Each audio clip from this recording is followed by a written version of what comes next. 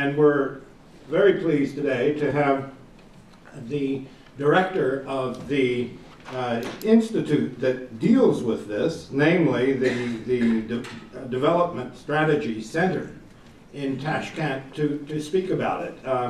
Akmal Burhanov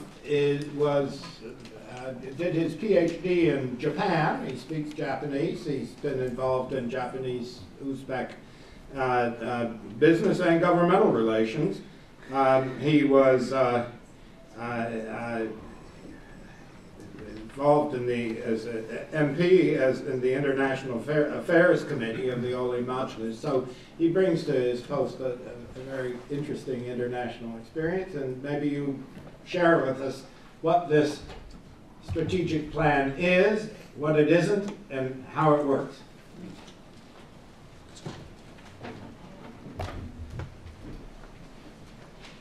Thank you. And this is a great opportunity indeed. As Mr. Frederick Starr mentioned, a new national strategy of development of Uzbekistan for the nearest 5 years has been adopted in the beginning of this year. There are 5 major areas in the strategy. These are improving the state and public construction, ensuring the rule of law and further reform of judicial and legal system, development and liberalization of the economy, development of the social sphere, and the last but not the least one is about ensuring security, inter-ethnic harmony, and religious tolerance, implementing balanced and constructive foreign policy. Consequently, as you may assume, these areas cover all the vital interests of the Republic of Uzbekistan. The strategy was developed during several months with the participation of leading national and foreign experts. It went through numerous stages. At first, virtual reception of the President of Uzbekistan was established, where all the suggestions of the general public were collected, analyzed, and put into the presidential decree, which was also set for the public discussions. And only after that, the document was adopted and approved by the President of the Republic of Uzbekistan. I would like to emphasize that the strategy of actions provides for a number of measures to strengthen guarantees for the protection of citizens' rights and freedoms. Some of them have already been embodied in specific legislative acts. For example, the judicial system has been reformed in order to ensure maximum independence of judges and the judiciary. In particular, the specialization of courts has been intensified. Administrative courts have been introduced to examine disputes between citizens and state bodies. The system of appointing judges has been radically revised for better transfer of the functions of selection and appointing judges to the judicial community itself. In general, there has been a radical reform of the system of internal affairs bodies, whose main activity is aimed to ensuring the rights, freedom, and legitimate interests of citizens. In the area of improvement of state and civil construction, one of our key results in this very year is the creation of the People's Reception Rooms of the President of the Republic of Uzbekistan in the regions, as well as the mechanisms of feedback from the people are nothing more than a serious intention to resolve the urgent problems of citizens of the country in the shortest possible time and in the most effective manner possible. Accountability of the ministries to the legislature has been established. Mainly, chief state prosecutor, ministers of the internal and foreign affairs, and all other ministers from now on participate at the meeting of the Senate with their progress reports. Such practice and mechanisms undoubtedly discipline state bodies, all responsible persons, and contribute to increasing their responsibility to the public and citizens. And the field of economic liberalization and its development, mostly discussed and extremely resonant solution was about liberalization of the currency policy. And as my colleagues already mentioned, the government has reached a solution on that issue too.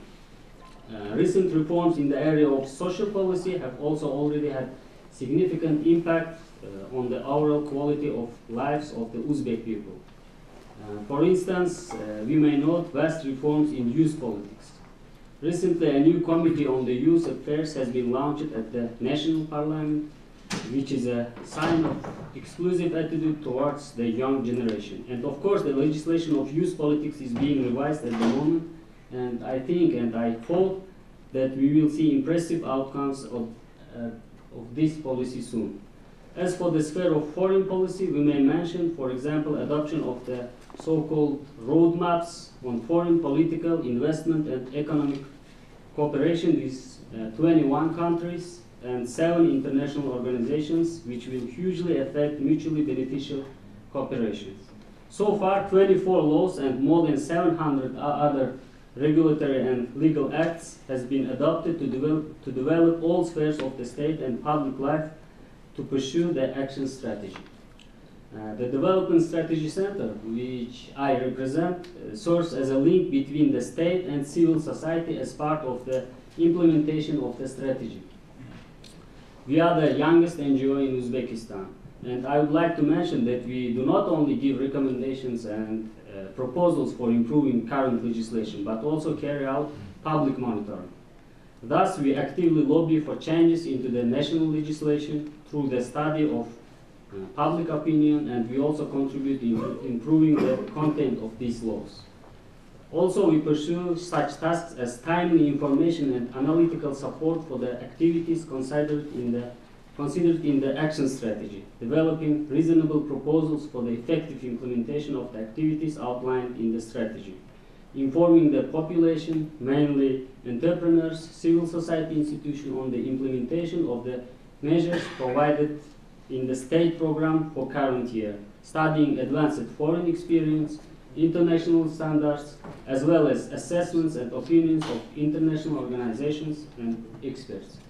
And I would like to mention that we, for instance, have already conducted 2 seminars with the participation of the U.S. Federal Judicial Center on future tendencies in judicial sphere, and with the members of American academia, mainly professors of the Law School of Boston College.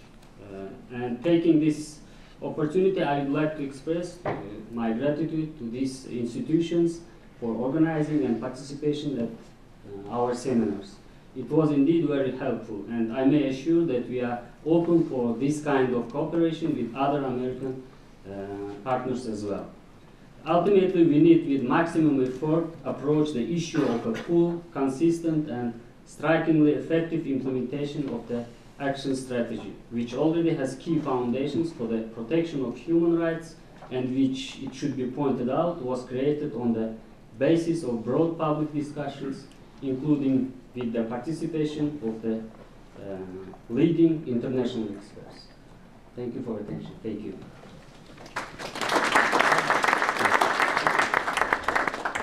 Thank you very much, Akmal Burhanov.